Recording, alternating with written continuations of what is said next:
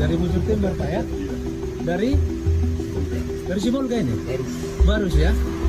Inilah yang bikin apa itu? Banjir itu? Hah? Kayu sebesar ini dibawa?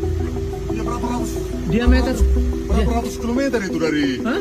Berapa ratus kilometer itu dari Bandung, Mas? Saudara Menteri, terus terang saya sedih, miris, dan saya marah. Bayangkan kayu sebesar itu, diameter 1,5 meter itu berapa ratus tahun perlu tumbuh untuk pohon sebesar itu.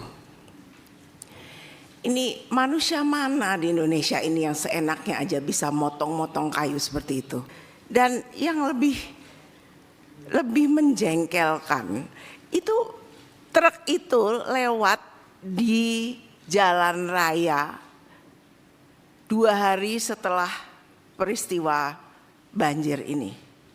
Dan dengan kemajuan teknologi, truk itu lewat di depan hidung kita. Sungguh menyakitkan Pak Menteri. Ini suatu, kalau orang Jawa bilang ngece. Apa ngece? Ngejek, mengejek tuh ya. Perusahaan ini ngejek gitu. Di baru kita kena bencana, dia lewat di depan muka kita. Ini suatu apa ya? Suatu hal yang menyakitkan dan menghina rakyat Indonesia. Saya minta kepada Pak Menteri untuk cari tahu siapa perusahaan itu dan tolong jangan ada pohon-pohon besar lagi yang ditebangin. Hentikan semua ini. Saya tidak mau, kami tidak mau hanya sekedar moratorium. Moratorium tuh besok-besok saya hidupin lagi. Tapi dihentikan, nggak usah ada lagi itu pohon-pohon besar yang dipotong-potong. Saya Samsudin Alimsyah, mari kita bicarakan demokrasi.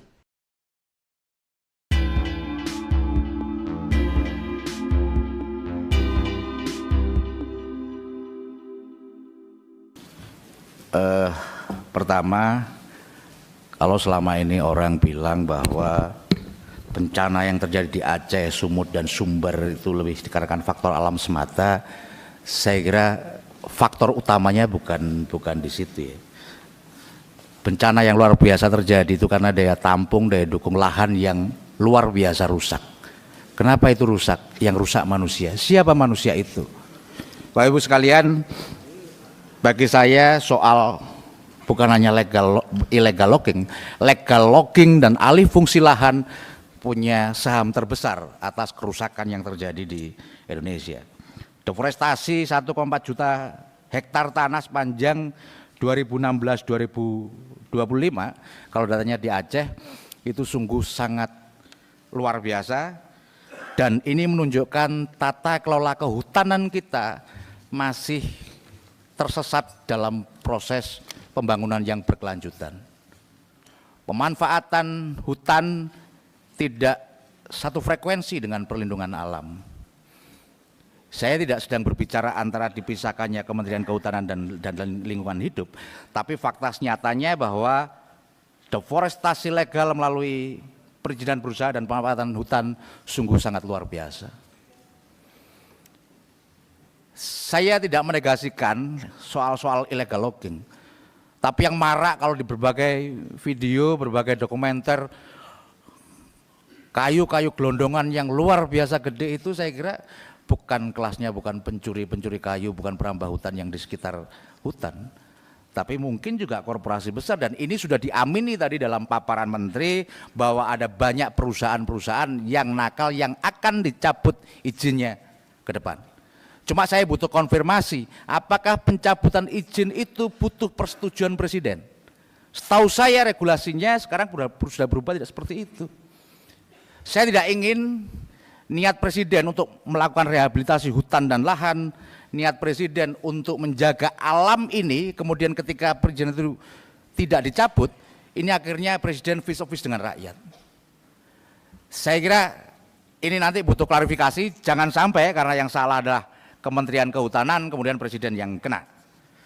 Berbagai contoh itu saya kira perusahaan-perusahaan yang konsesinya memiliki rekam jejak yang tidak baik juga masih mendapatkan izin.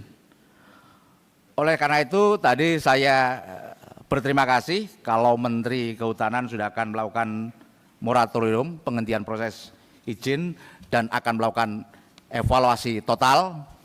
Mungkin ini arti dari taubat nasuha, mungkin ya. Dan saya berharap terhadap pelaku-pelaku pelanggaran yang sudah terbukti itu bisa ditindak tegas. Jadi tidak hanya di forum-forum semacam ini. Mohon maaf, menyimpang sedikit tadi misalkan komitmen soal satu data akan selesai pada bulan Desember atau November atau Desember atau Januari kalau tidak salah di pernyataannya. Saya agak sanksi, peraturan Menteri Kehutanan nomor 25 saja itu ditandatangani tanggal 25 November kemarin kalau nggak salah. Tentang satu data kehutanan, iya kan? Ya, kira-kira stempelnya aja masih basah, gimana kami yakin 1 bulan itu akan selesai. Jadi maksud saya adalah dalam forum-forum semacam ini pernyataan-pernyataan tidak perlu terlalu bombastis, tapi semuanya akan konkret, semua akan kita lakukan bersama-sama. Termasuk kemarin tuh viral misalkan Pak Dirjen Gakum, saya nggak tahu dipotong atau gimana, yang menegasikan itu kayu-kayu lapuk. Tapi bagi saya soal-soal ketegasan kepada para bukan hanya pelanggar menurut saya. Ini kan kita itu selalu permisif terhadap hal-hal yang semacam itu. Hanya dapat sanksi administratif.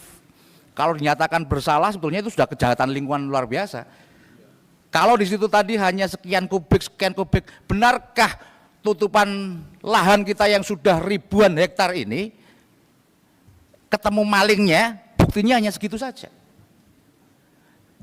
Kalau sudah ini masuk dalam kejahatan, kalau ini sudah bagian dari tindak pidana, saya kira bukti-buktinya sudah banyak.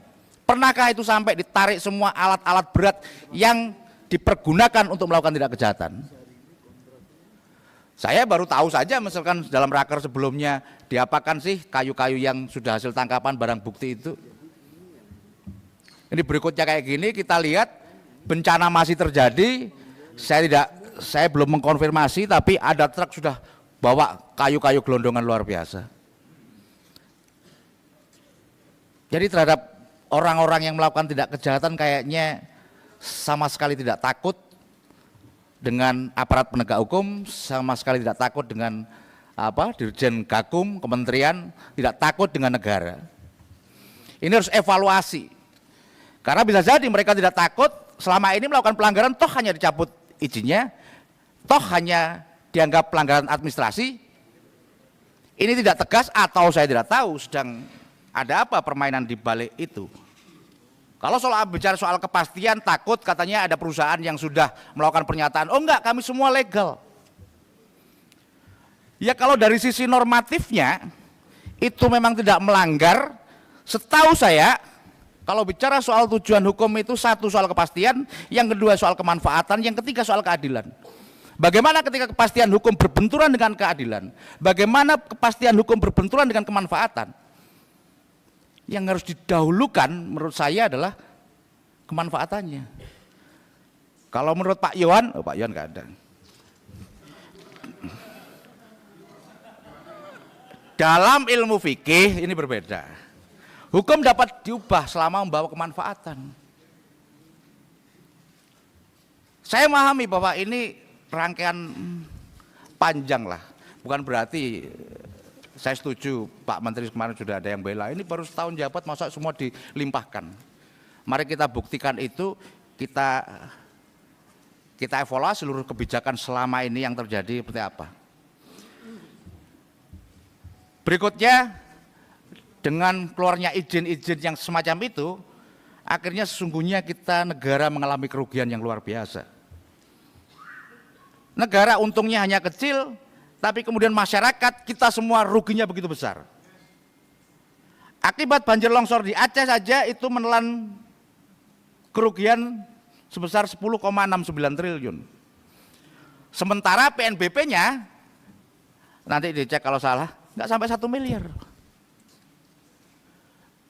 Nah ini pengelolaan macam apa? Kita menyerahkan kayak gitu dapat duit 1 miliar, habis itu hancur buntung kita keluar 10 triliun. Apakah ini ke depan akan terjadi lagi? Saya tidak ingin ini terjadi, tapi potensinya sangat luar biasa. Kenapa? Karena tutupan-tutupan lahan, karena orang yang mendapatkan izin dan bisa melakukan deforestasi masih luar biasa. Oleh karena itu, saya juga melakukan kritik misalkan komitmen membenahi DAS ini. Karena dari tahun ke tahun anggarannya menurun. Di ruang rapat kita dalam melakukan fungsi penganggaran kita setuju terhadap pengelolaan lingkungan yang berkelanjutan. Tapi ketika dibelajarkan saya melihatnya, ya ini tidak sebanding dengan persetujuan kita, dengan komitmen kita agar hutan ini kita jaga, apa yang kita miliki saat ini juga akan diwariskan kepada anak cucu kita. Dan terkait DAS ini misalkan kalau di DAS Singkil yang tinggal berapa, 33% atau berapa, apakah mampu ini nanti ketika ada banjir kembali dengan curah hujan di atas 300 mili itu menahan tekanan dari air yang ada. Berikutnya soal fungsi pengawasan.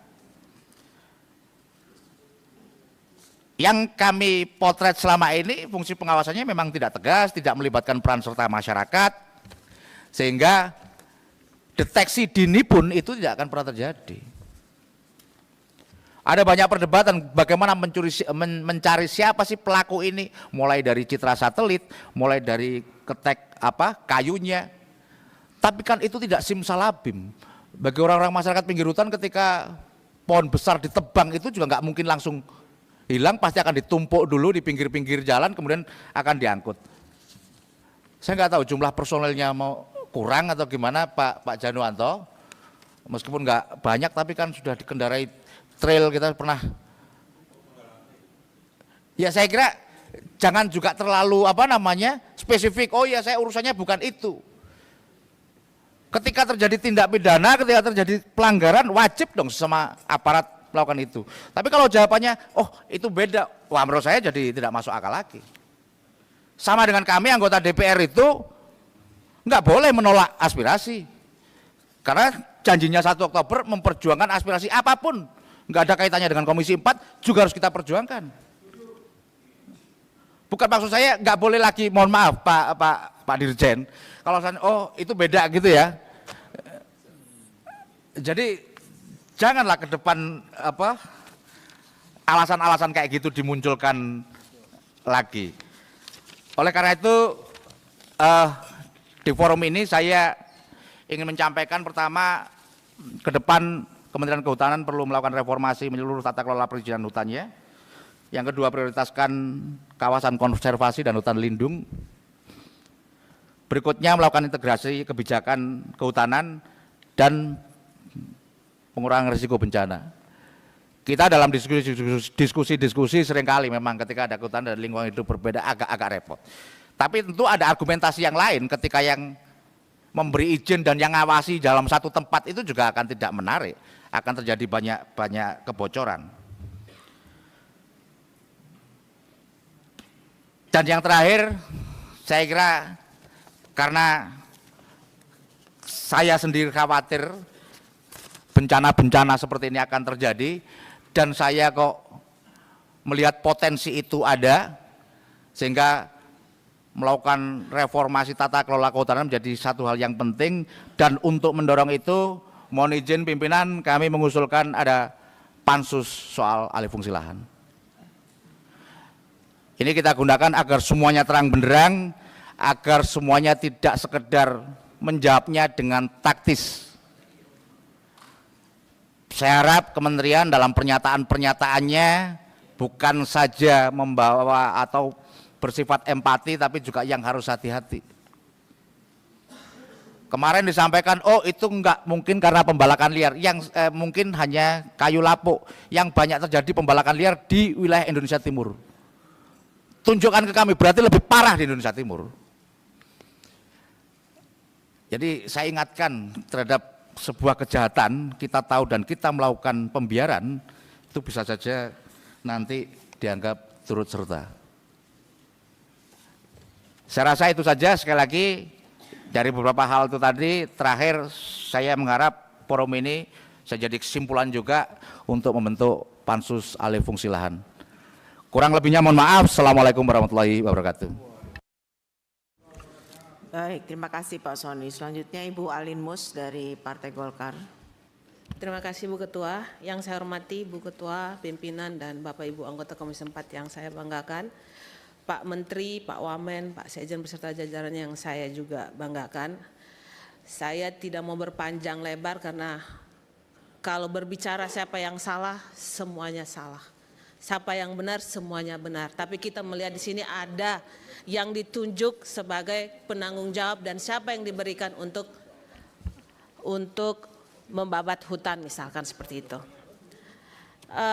Saya, Pak Menteri, kami di sini tidak mau mencari bagaimana deforestasi itu, tapi bagaimana solusi ke depan agar tidak terjadinya banjir atau deforestasi hutan yang begitu luar biasa sehingga terdampak banjir yang mengakibatkan korban yang saya lihat pada saat ini sudah hampir 700 orang yang meninggal dunia. Mungkin mudah-mudahan jangan lagi bertambah dan mudah-mudahan sudah sampai di situ. Pak Menteri, saya ingin menyampaikan kembali karena saya sampai saat ini sering menyampaikan bahwa RT RW satu daerah provinsi itu sangat penting Pak. Tadi Pak Soni sempat berbicara, satu kawasan hutan yang diberikan IPPKH misalkan atau izin penggunaan kawasan pasti ada rekomendasi dari kepala daerah yaitu gubernur. Kalau kita mau cari kesalahan dari 3 daerah tersebut, kita juga harus melihat bagaimana untuk mensinkronisasikan data tentang RT RW dari provinsi ke pusat itu apakah sudah sama atau tidak. Sepengalaman saya pada periode yang lalu, itu satu provinsi seperti di Kalimantan, ada Sulawesi yang kami juga pernah bentuk panjanya, itu berbeda dengan apa yang dimiliki datanya oleh kehutanan. Makanya Pak, saya harap RT RW-nya ini sangat-sangat penting karena kita melihat kemarin kami ke Sumatera Selatan, Palembang, itu ada penurunan alih fungsi lahan yang luar biasa yang seharusnya itu tidak bisa melebihi dari 37% dari luas hutan yang ada di sana ternyata sudah turun Pak. Ini juga harus kita atensikan. Alhamdulillah di Palembang tidak ada masalah. Tapi rata-rata kalau sudah seperti itu pasti akan banjir. Pak Menteri, saya berharap ke depan kami mendapatkan perusahaan-perusahaan yang sudah memiliki izin yang telah melakukan rehab das. Saya ingat pada tahun 2022 kami telah meminta Gakum untuk memberikan perusahaan-perusahaan yang telah melakukan rehab das dan juga ternyata masih banyak tidak melakukan hal tersebut. Dampaknya banjir lagi.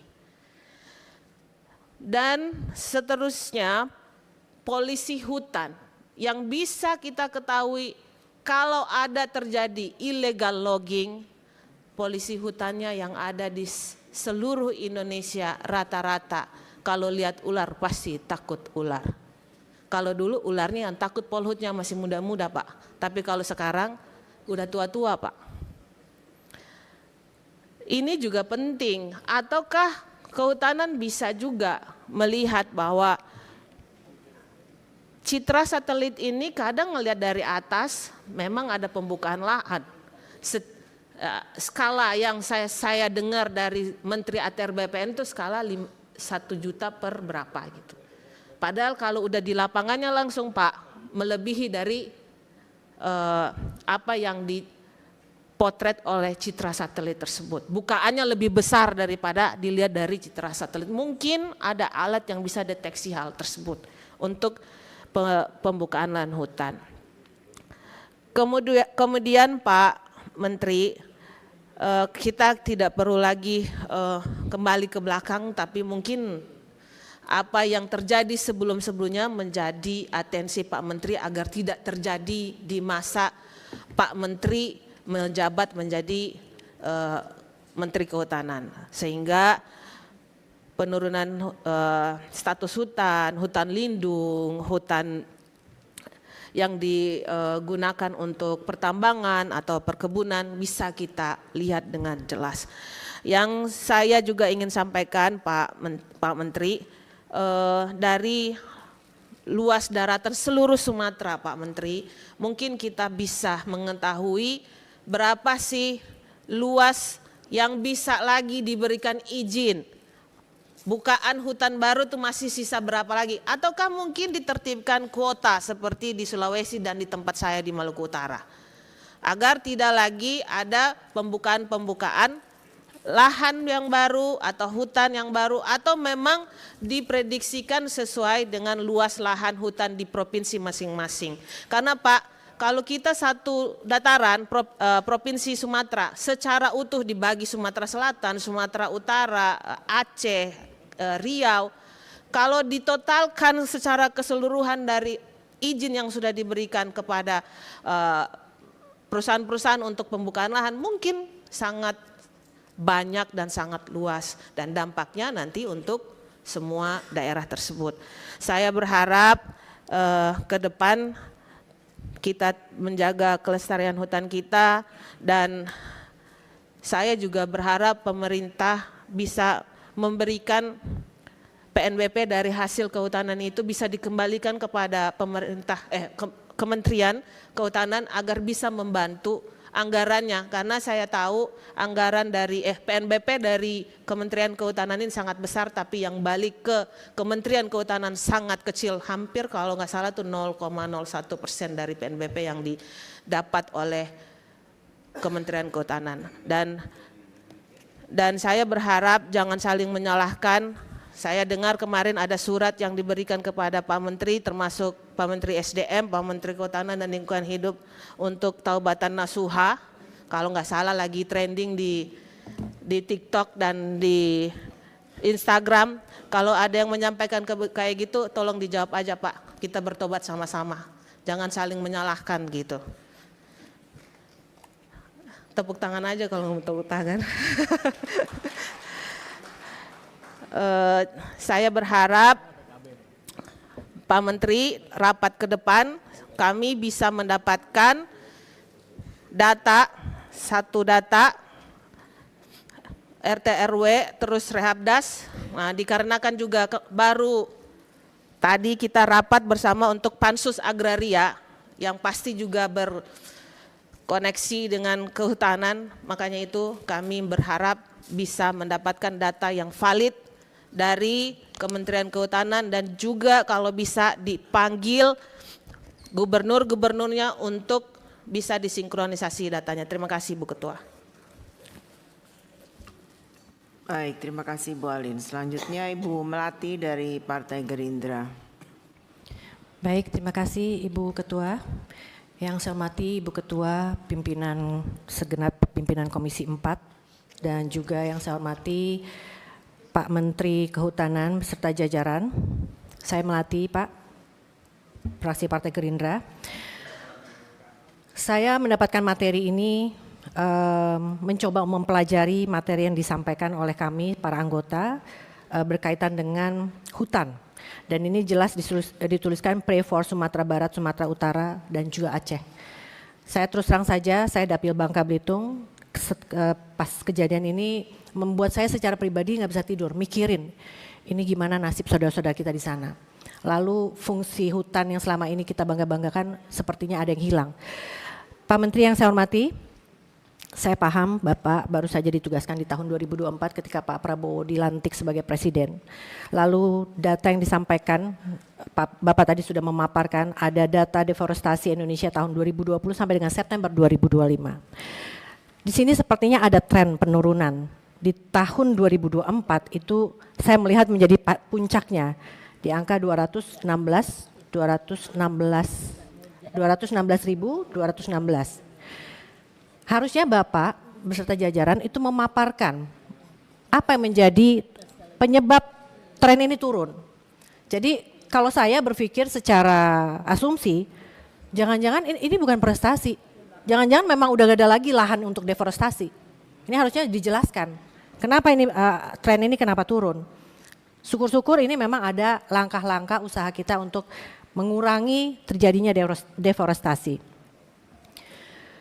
Dan angka-angka ini Pak Menteri dan jajaran disebutkan di 3 provinsi yang terdampak banjir, terdampak bencana banjir, juga dijabarkan bahwa tahun 2025 mengalami penurunan. Sekali lagi saya ingin minta dijelaskan kepada kami semua, kenapa ini tren turunnya kenapa, biar kami tahu penyebabnya apa. Saya terus terang saja miris membaca materi yang disampaikan. Tadi Pak Menteri juga menyampaikan di halaman 8, ini kita mulai dari Aceh. Di halaman 8 ada peta perubahan tutupan lahan 2019 sampai dengan 2024. Ini terus terang saja, kalau kita lihat petanya itu nggak ada perubahan, Pak. Jadi antara 2019 sampai 2024 nggak ada yang beda. Harusnya yang dipaparkan, yang disampaikan kepada kami itu adalah citra satelit per tahun. Ada aktivitas apa di situ? Sehingga di sini dijelaskan pada kurun waktu 5 tahun 2019 sampai dengan 2024 terjadi perubahan tutupan lahan dari hutan menjadi non-hutan seluas 21.476 hektar terjadi dalam kawasan hutan seluas 12.159. Kalau dipresentasikan 56,61%. Ini enggak kecil angkanya. Jadi kami minta penjelasan ini. Jadi bukan hanya peta yang antara 2019 sampai 2024 sama. Jadi kami banyak yang awam di sini Pak Menteri, tapi kalau memang dihadirkan data secara detail akan kami pelajari. Begitu juga ketika saya melihat sebaran lahan kritis di lokasi das terdampak banjir. Kalau kita perhatikan satu-satu, ini dalam kawasan hutan hektarnya dibandingkan dengan luar kawasan hutan, ini ada yang signifikan sekali luasnya. Lahan kritisnya. Ini mohon maaf, apakah tidak pernah terpantau ini? Dan ini pasti enggak cuma sehari 2 hari terjadi, enggak sebulan 2 bulan. Ini pasti sudah bertahun-tahun Bapak. Dan ini harus menjadi pantauan kita, pantauan Pak Menteri dan segenap jajarannya. Saya sama dengan Aceh tadi sudah disampaikan, Sumatera Utara dan juga Sumatera Barat, ini sama, hampir sama. Intinya yang kami minta ini data secara jelas. Dan oke, ini tadi Pak Menteri juga menjelaskan penegakan hukum. Saya terus terang sedih, kenapa? Karena penegakan hukum ini terjadi setelah bencana besar di Indonesia, setelah memakan korban jiwa, memakan korban material gitu ya. Kenapa nggak dari dulu gitu? Udah lebih tegas lagi dalam pengawasan dan penindakan hukum. Lalu di halaman 26, Bapak menjelaskan juga, sebagai tindak lanjut setelah sebelumnya mencabut 18 PBPH seluas 526.144 hektar. Kementerian Kehutanan atas persetujuan Presiden, saya sepakat dengan Pak Sony, jangan melibatkan Pak Presiden, Pak Menteri inilah yang membantu Bapak, Pak Presiden. Jadi nggak usah melibatkan harus persetujuan beliau, harusnya Pak Menteri, kan kalau Presiden kan nggak tahu secara teknis. Pak Menteri yang membantu beliau. Jadi saya sepakat, jangan sampai nanti bola panasnya dilempar ke Pak Presiden, seolah-olah Bapak Presiden yang mempunyai tanggung jawab. Akan mencabut sekitar 20 izin PBPH berkinerja buruk seluas 750.000 hektar se-Indonesia, termasuk di 3 provinsi terdampak banjir. Ada pertanyaan lagi dalam diri saya, ini kinerja buruknya seperti apa? Kinerja buruk kan bukan sebulan 2 bulan. Apakah tidak pernah terpantau selama ini? Apakah tidak ada monitoring evaluasi, MONEV? Dan PBPH itu setahu saya punya rencana kerja per tahun yang harus dilaporkan. Ini harusnya sudah menjadi evaluasi kita, evaluasi Pak Menteri maksud saya dan jajaran. Dan di halaman 29 ada rencana RHL pada das terdampak. Ada 3 provinsi yang disebutkan. Lalu kalau untuk kawasan hutan skemanya adalah reboisasi. Apakah ini cukup? Bukannya kita perlu identifikasi dulu. Kalau DAS itu jangan sampai maksud saya. Anggaran sudah besar dikeluarkan, tapi ternyata nggak cukup reboisasi saja. Mungkin perlu ada proses revegetasi. Kan kalau reboisasi kan cuma nanamin pohon. Kalau revegetasi dia harus harus dibikin dulu ada semak-semaknya untuk mungkin ada tanaman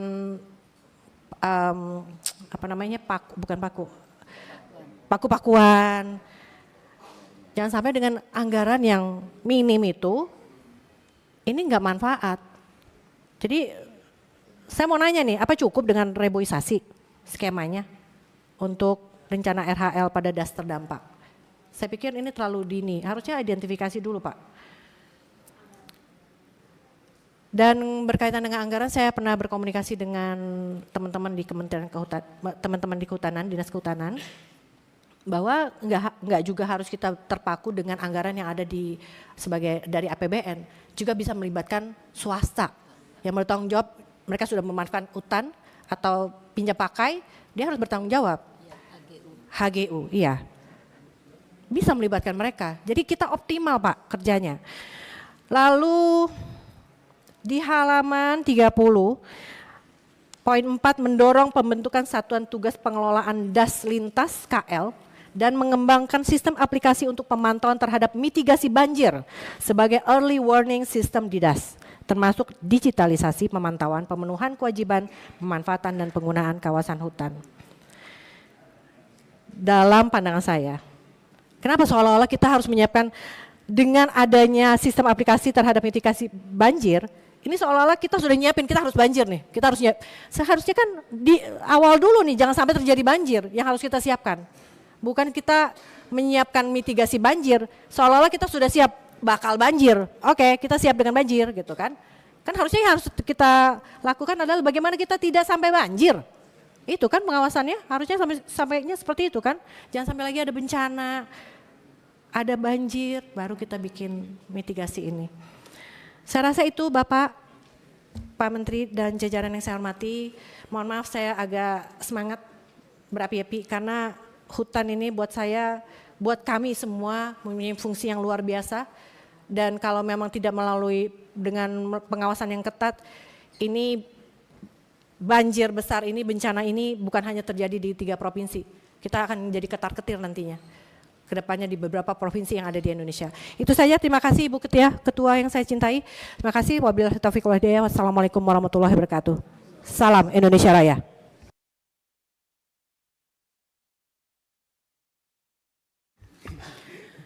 Terima kasih Bu Melati. Selanjutnya Pak Rajiv dari Partai Nasdem.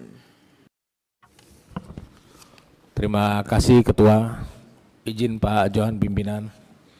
Assalamualaikum warahmatullahi wabarakatuh. Pak Menteri dan jajaran yang saya hormatin, teman-teman Kementerian Kehutanan, kami dari fraksi Nasdem menganggap deforestasi menurun tetapi kerusakan historis dibiarkan menganga. Saudara Menteri yang terhormat, paparan yang saudara sampaikan mengenai tren penurunan deforestasi 2020 sampai 2025 adalah capaian yang patut dihargai. Namun kita tidak boleh menutup mata bahwa penurunan itu berdiri di atas akumulasi kerusakan sangat besar di masa lalu. Terutama di tahun 2005 sampai 2014 ketika deforestasi nasional mencapai lebih dari 1 juta hektar per tahun. Karena itu, fraksi Nasdem menilai bahwa paparan penurunan deforestasi 5 tahun terakhir tidak cukup untuk menjelaskan besarnya dampak bencana 2025 dan tidak membantu kita memahami akar kerentanan struktural yang membuat hulu DAS Sumatera runtuh ketika menghadapi hujan ekstrim.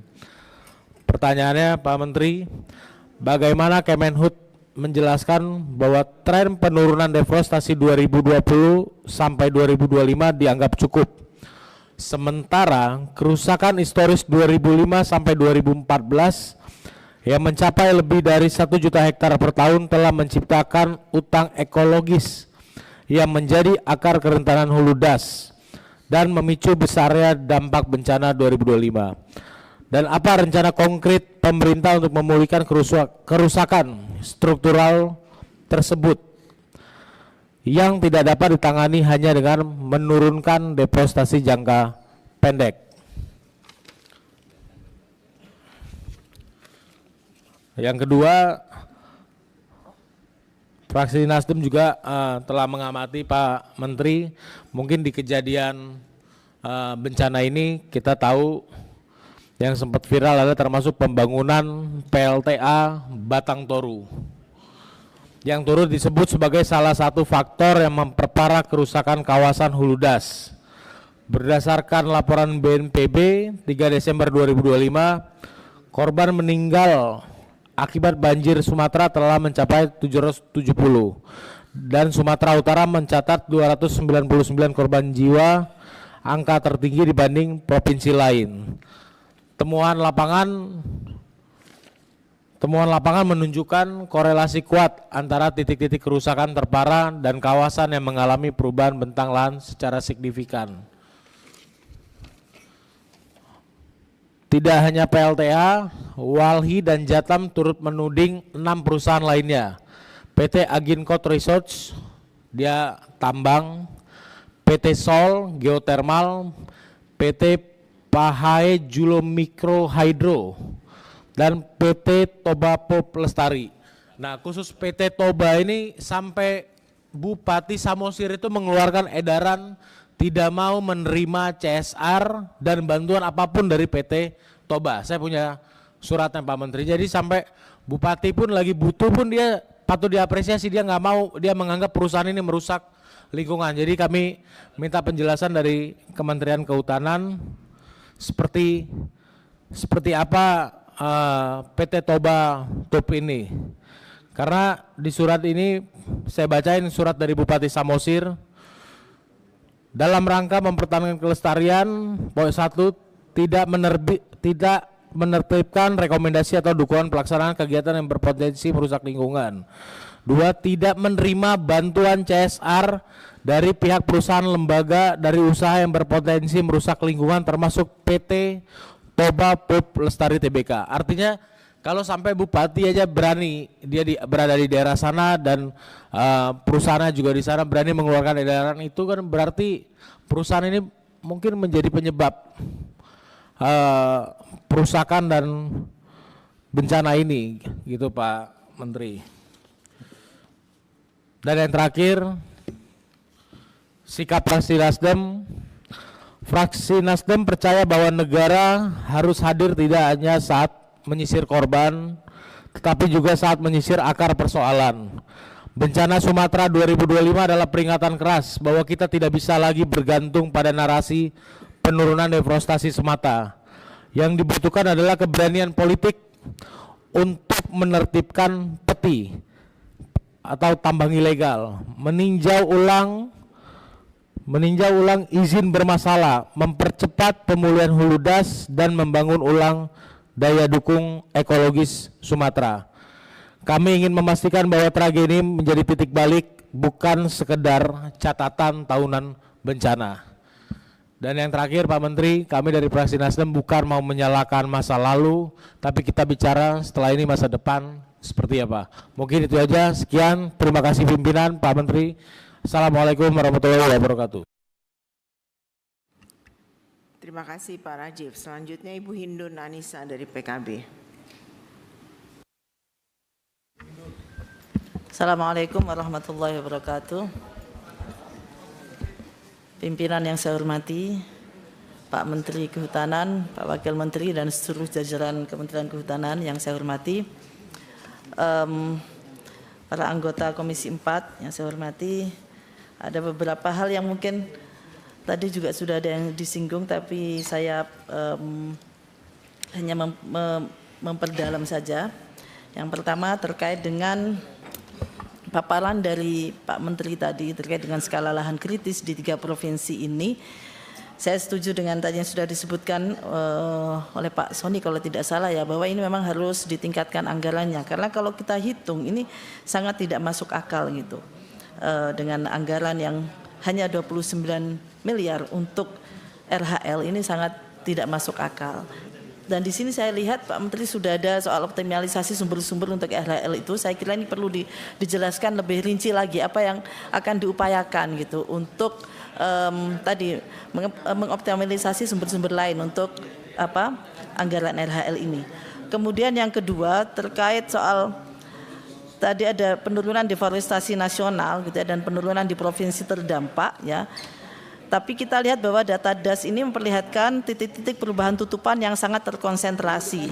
Misalnya di beberapa daerah, misalnya Singkil, Batanggadis, gitu ya, itu yang di Aceh gitu.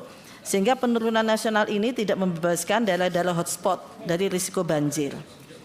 Nah tentunya ini kita ingin tahu bagaimana penjelasannya, karena membuat klaim, karena klaim terjadi penurunan nasional tanpa menerangkan hotspot lokal ini bisa bisa misleading gitu.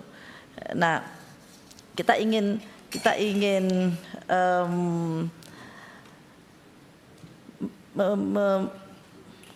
minta penjelasan Pak atas itu gitu. Kemudian yang ketiga terkait dengan rencana pencabutan perizinan perusahaan pemanfaatan hutan atau PBPH ini ya. Tapi ini di dokumen ini tidak menjelaskan mekanisme transisi, maksudnya bagaimana menghentikan operasi di lapangan, kompensasinya, juga pengamanan kawasan gitu. Sehingga risiko kekosongan pengawasan itu tetap ada di situ gitu. Jadi kalau boleh saya usul ya, ini mungkin ada moratorium operasional terukur gitu, dan juga pengamanan lapangan ketika izin dicabut. Sehingga sampai kemudian masa transisi ini selesai gitu, karena ini harus ada kepastian di situ. Dan juga terkait dengan tadi saya setuju dengan Pak Rajiv bagaimana rencana penanganan ya, maksudnya kita ingin agar tidak terjadi lagi bencana seperti ini, bencana banjir dan longsor. Memang itu kalau kita lihat itu alam, tidak bisa seperti itu, karena ini kan misalnya ini kan hujan terus menerus, ya pasti kalau itu sudah pasti. Tetapi kan memang kita sebagai manusia itu kan memang dikasih akal ya oleh Tuhan untuk bagaimana kita bisa mengantisipasi. Menjadi kalau di dalam Al-Quran itu menjadi khalifah di bumi itu kan termasuk bagaimana kita mengantisipasi agar bencana alam itu tidak terjadi.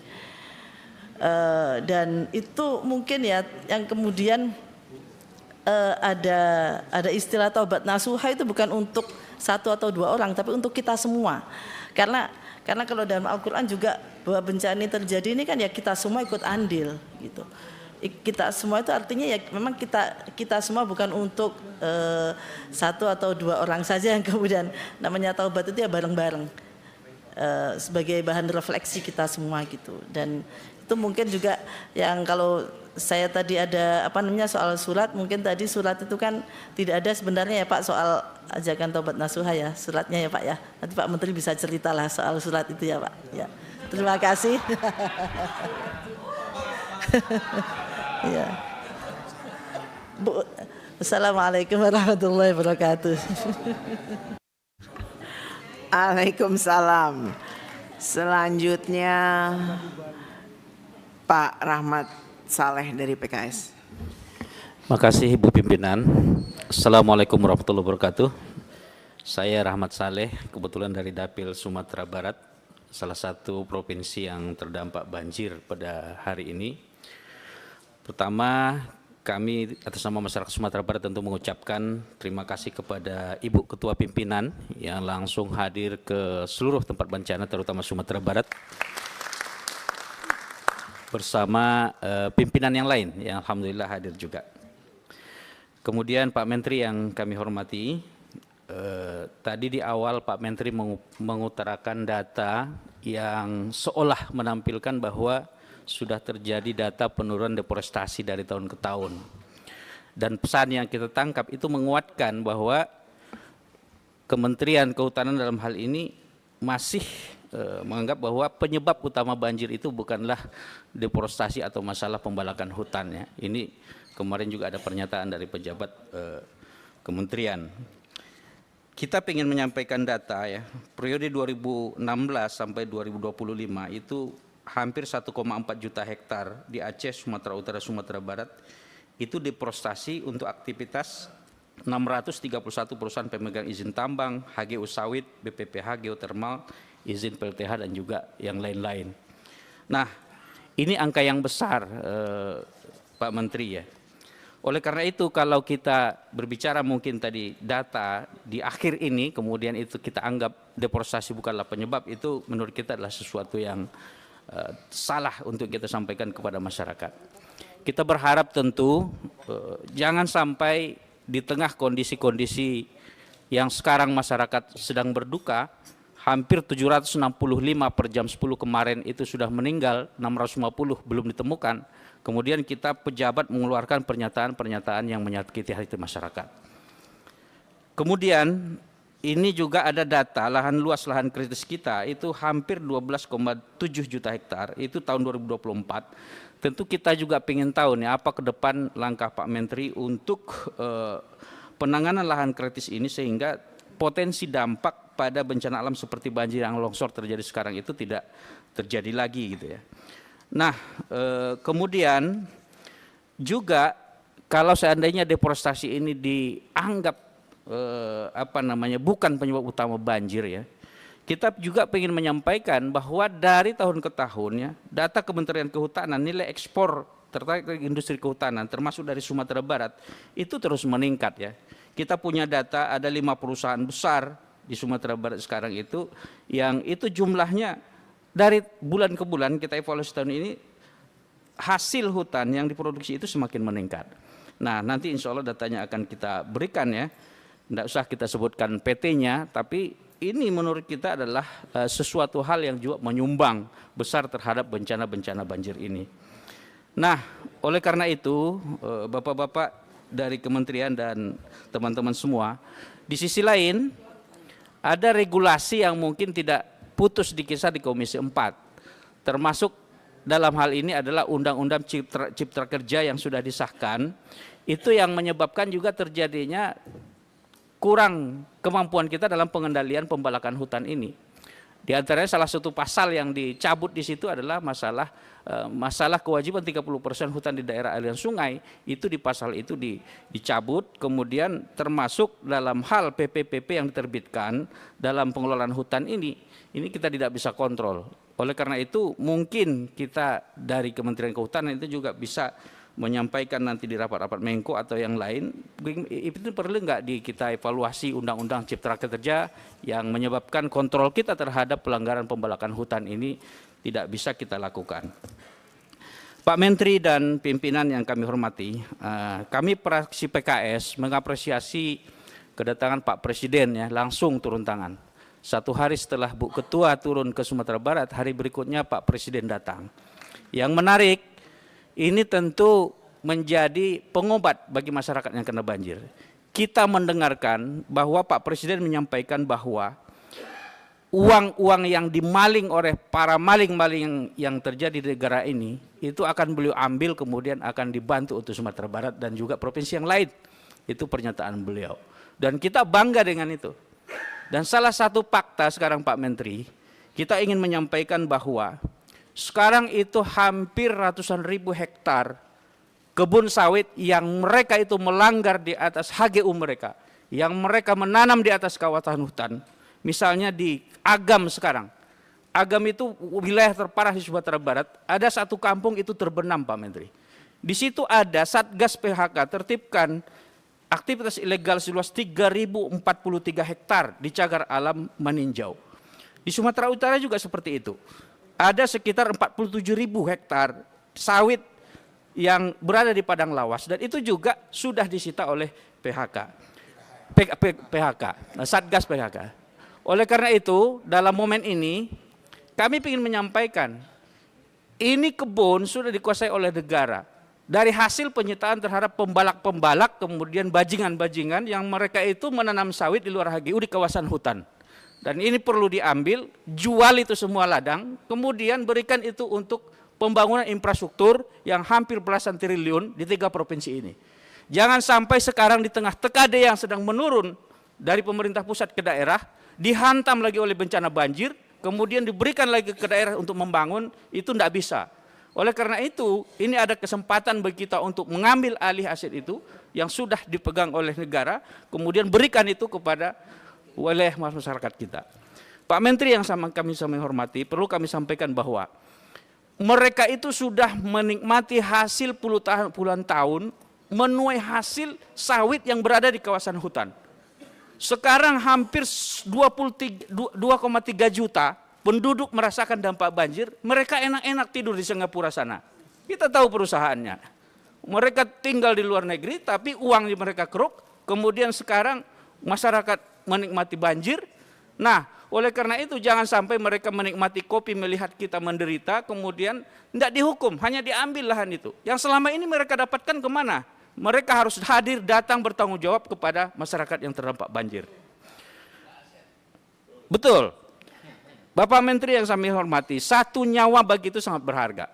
Sekarang hampir 765 meninggal per kemarin, 650 belum kita temukan. Ini bencana besar, bukan main-main.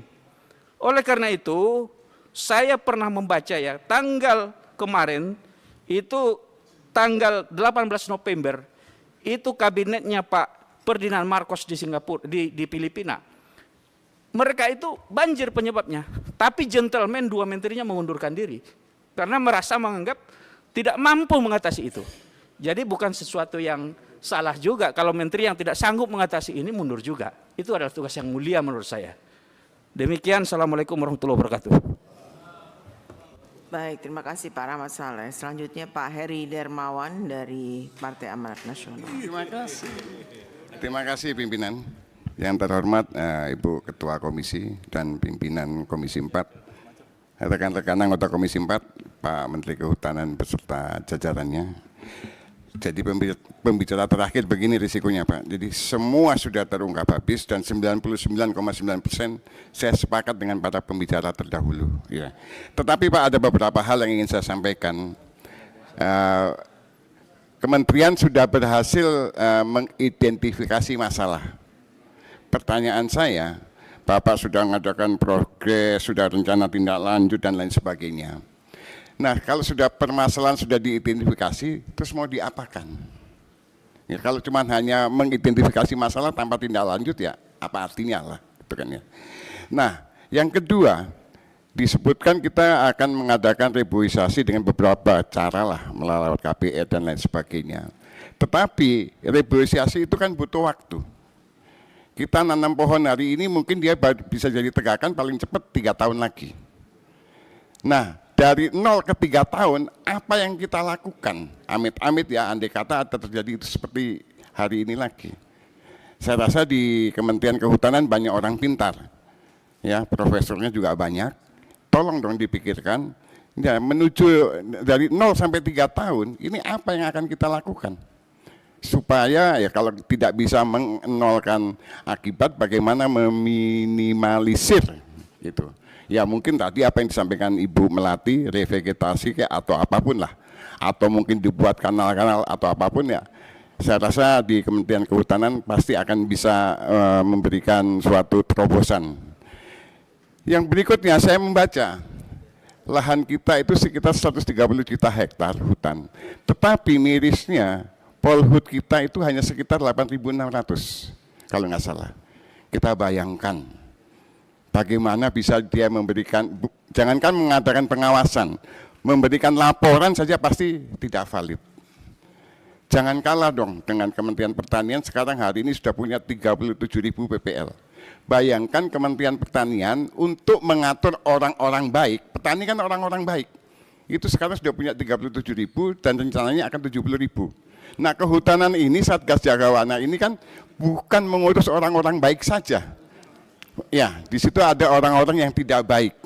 Artinya butuh lebih banyak lagi. Saran saya Pak Menteri, jangan ragu-ragu lah menyisihkan anggaran untuk secepat mungkin mengangkat Jagawana atau polisi kehutanan. Saya sangat setuju yang disampaikan Bu Alin tadi. Polhut kita itu sekarang ya sudah senior semua Pak gitu. Mungkin mereka lebih bijak tapi kurang gesit. Nah kita kan butuh yang muda dan gesit lah gitu. Nah oleh karena itu Pak tolong diperhatikan masalah ini. Yang terakhir Pak, tadi sepakat saya bahwa jangan terlalu melibatkan presiden lah, presiden lagi sudah banyak kerjanya. Cuman saya rada iri, kemarin kita baca ya atau kita lihat di berita bagaimana Menhan turun ke Bangka dan langsung melakukan penyitaan, ya, langsung bertindak terhadap tambang-tambang ilegal. Itu di 2 desa saja, luasnya di Kabupaten Bangka, saya lupa nama desanya, Lubuk apa gitu ya. Itu 315 hektar, hanya 2 desa. Dan on the spot langsung ada tindakan disiarkan di TV. Saya rasa dengan diplomasi Pak Menhut, ya mungkin perlulah tindakan seperti itu 1-2 kali untuk apa ya, untuk trigger lah Pak gitu. Kalau itu bisa terlaksana, insya Allah lah akan lebih meringankan kita. Demikian Bu Ketua, Pak Menteri yang bisa saya sampaikan. Terima kasih. Assalamualaikum warahmatullahi wabarakatuh. Assalamualaikum warahmatullahi wabarakatuh. Selanjutnya dari meja pimpinan Pak Mangga dari Partai Golkar. Bismillahirrahmanirrahim. Terima kasih Bu Ketua, para pimpinan, rekan-rekan dari Komisi 4, Pak Menteri dan jajarannya. Saya sedikit saja. Jadi sebenarnya banjir, gempa, kebakaran ini kan akrab dengan kita ya. Setiap tahun berulang-ulang gitu loh. Tapi kok nggak ada penanganan yang meyakinkan gitu kalau saya ngerasakan sih. Jadi seperti penjelasan Pak Menteri terus terang kurang meyakinkan bagi kami Pak. Dengan menayangkan angka-angka gitu ya. Jadi sebenarnya itu yang terjadi sesungguhnya itu seperti apa? Fakta yang sesungguhnya itu seperti apa? Kok kemudian dari masa lalu itu kok tidak pernah ada penanganan yang tuntas gitu loh Pak. Harusnya Pak Menteri sebagai Menteri baru ya di sini kan mestinya harus bisa memotret itu. Kenapa kok ini dari hari ke hari, tahun ke tahun, dari waktu ke waktu ya kayak gini aja kita ini. Tidak ada kesadaran kita ini hidup di wilayah rawan bencana. Apakah gempa bumi, tsunami, kebakaran hutan, banjir setiap tahun kita mesti berulang-ulang nggak kapok-kapok gitu loh. Nah sayangnya ini Pak Menteri menjelaskannya juga dengan masih dengan angka-angka lagi Pak. Jadi sebenarnya saya juga nggak mau komentar ya. Dengan angka statistik gitu loh. Nah sebenarnya apa sih yang terjadi? Coba dijelaskan ke kita Pak. Saya sebenarnya dengan Bu Menteri, dengan Menteri yang lalu sudah saya sampaikan Pak. Kita ini menghadapi lahan-lahan kritis. Di Jawa ya, di kampung saya Pak, itu lahan udah gundul semua. Nah bencana ya udah otomatis terjadi, bencana banjir ya setiap tahun. Waktu itu kita sedang membahas soal penanganan mangrove ya, lahan kritis di pantai-pantai. Lahan-lahan mangrove yang rusak gitu ya. Waktu itu saya sampaikan, jangan hanya fokus di lahan mangrove. Ini lahan-lahan kritis di pegunungan-pegunungan, di daerah-daerah lereng-lereng, di slope-slope gitu. Ini parah Pak. Di Jawa terutama. Sekarang kita bahas 3 provinsi aja ya. Tidak menutup kemungkinan besok di Jawa ini Pak akan ada banjir lagi, bahas lagi itu lagi. Jadi tidak ada suatu pemetaan dan penanganan yang meyakinkan dan sistematis gitu loh terhadap potensi-potensi bencana. Ini setiap tahun aja bahas lagi, nanti kebakaran bahas lagi, gempa bahas lagi. Jadi tidak kapok-kapoknya gitu seolah-olah. Ya, jadi Pak Menteri sebagai menteri baru mestinya bisa nih untuk bisa melihat ini sebenarnya masalah utamanya yang kita ini anget-anget tai ayam gitulah gampangnya itu ya. Kalau ini ya, kalau menangani sesuatu ini saya kira tidak bisa Pak Menteri. Jadi Pak Menteri harus meyakinkan itu, saya kira dari kita cukup itu, karena Pak Menteri kan juga baru setahun ya jadi menteri, tapi cukup puas kalau kita misalnya dijelaskan ini loh masalahnya sebenarnya di masalah-masalah bencana ini gitu. Gitu aja Bu Ketua dari saya, terima kasih. Baik, Pak Johan. Terima kasih Ibu Ketua, Pak Menteri, Pak Wamen, dan para dirjen yang saya hormati. Sekali lagi Ibu Ketua, izin saya ingin mengingatkan apa yang pernah disampaikan oleh Pak Menteri ketika pertama kali berkunjung ke Komisi 4. Waktu itu Pak Menteri memulai sambutannya dengan mengutip sebuah ayat. Ayat itu saya masih ingat, zaharal fasada fil barri fil bahri bima kasabat aidinas.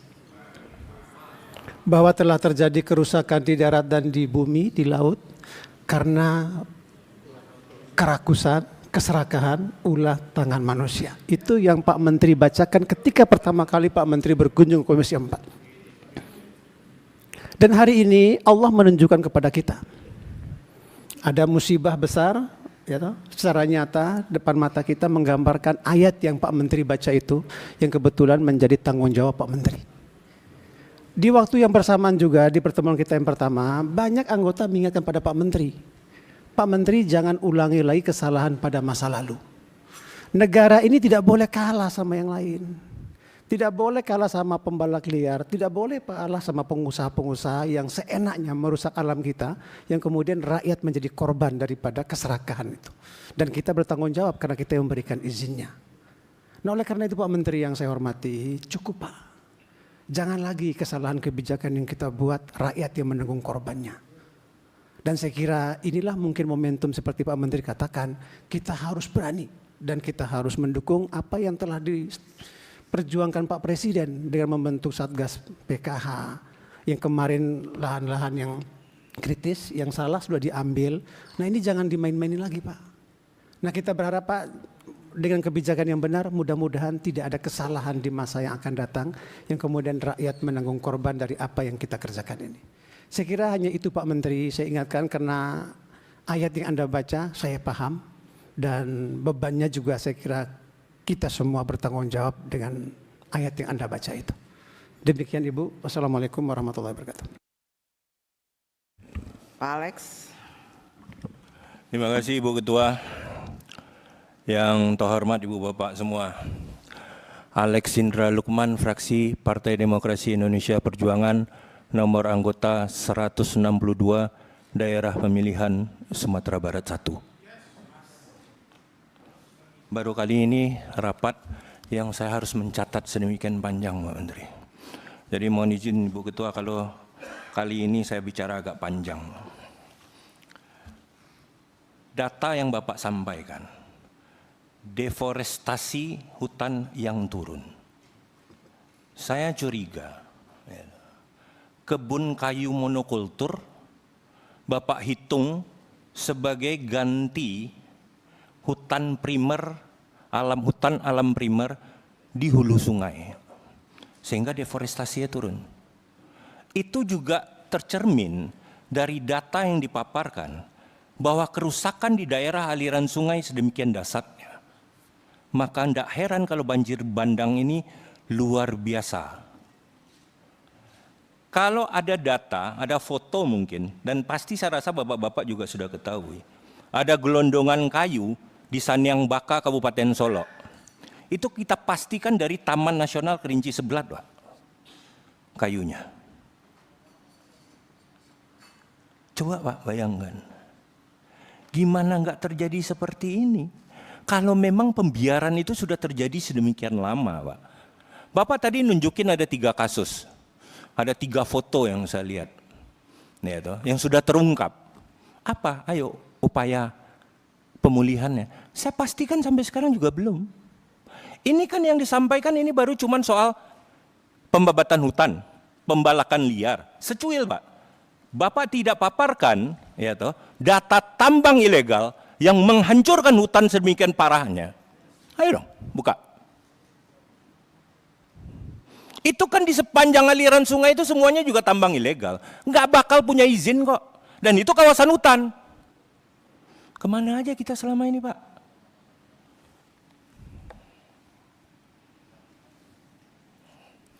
Sekarang kalau mau bicara dana rehabilitasi Pak, saya sudah hitung Pak, dana rehabilitasi Bapak itu cuma Rp62.500 per hektar. Apa yang mau direhabilitasi Pak? Sekarang masa tanggap darurat. Setelah itu kita akan masuk rehabilitasi dan rekonstruksi. Saya harapkan Pak Menteri, Pak Wamen beserta jajaran, ayolah di rehab rekon ini, ya toh, hutan ini juga harus direhabilitasi. Jangan sampai infrastruktur yang rusak, ya toh, direhabilitasi, direkonstruksi, tetapi hulu bencana ini tidak diselesaikan. Kalaulah siklon ini pertama kali dalam sejarah sudah terjadi, itu kan tidak menutup kemungkinan akan terjadi lagi toh.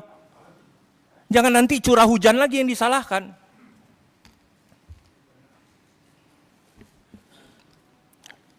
Pak, korban jiwa itu Pak, tidak cukup lagi duka dan sesal kita di sini mengobati itu gitu loh. Ya. Berapapun mahalnya biaya rehabilitasi ini, itu juga tidak bisa mengganti nyawa saudara-saudara kita. Tidak bisa mengobati penderitaan saudara-saudara kita di Aceh, Sumatera Utara, dan Sumatera Barat. Jadi jangan lagi bicara anggaran Pak. Ayo, untuk satu nyawa itu tidak pernah bisa kita nilai Pak. Apalagi dengan sedemikian banyaknya yang sekarang. Jangan pernah sampai terjadi lagi. Jadi all-out cost ini harus kita selesaikan. Ya. Bapak juga bicara tadi soal masalah mitigasi. Ya. Mitigasinya seperti apa Pak? Aplikasi basis apa lagi? Ini kan butuh kreativitas baru Pak. Butuh ide gitu loh. Sumatera itu daerah yang berawan. Citra satelit itu sudah nggak bisa lagi menembus itu gitu loh. Ini kan yang terjadi selama ini kan soal satelit nih kan, data-data satelit. Buktinya hutannya tetap gundul kok. Oleh karena itu ayo dong. Apa? Sekarang kan ada teknologi radar. Radar Sentinel itu bisa membaca bukaan lahan 0,1 sampai 0,5 hektar. Ayolah, jangan lagi kemudian berpikiran masih yang kuno-kuno gitu loh Pak. Sudah tahu dengan teknologi yang sekarang tidak memadai, ayo dikembangkan dong. Dipikirkan caranya. Tidak hal yang gagal kita ulang lagi terus menerus gitu loh. Jadi tolong Pak Menteri Besar, ini benar-benar serius lah Pak. Ya, kita tidak berharap ini terjadi lagi Pak.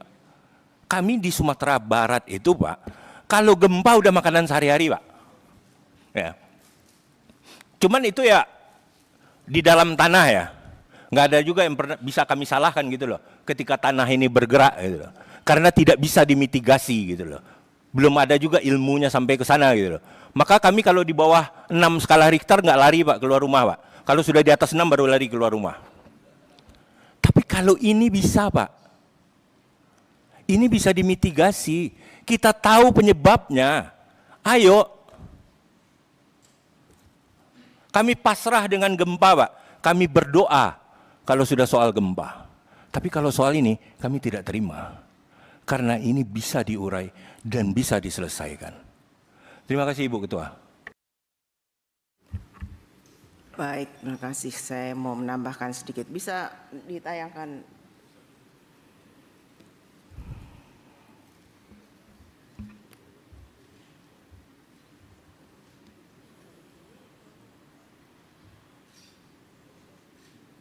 Ada suaranya?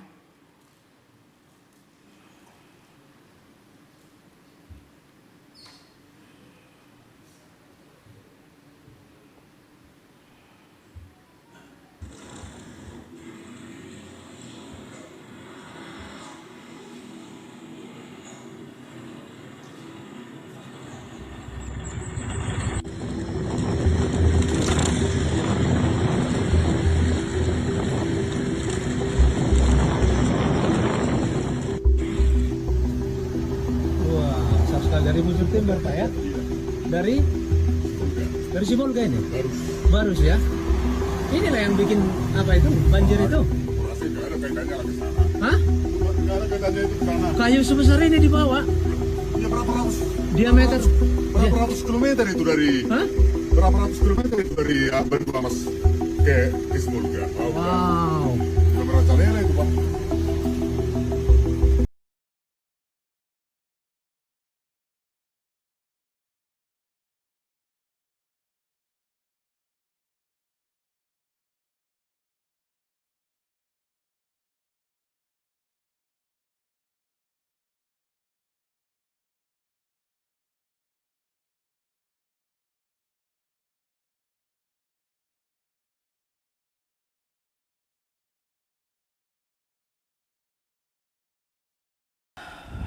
Baik, Saudara Menteri, terus terang saya sedih,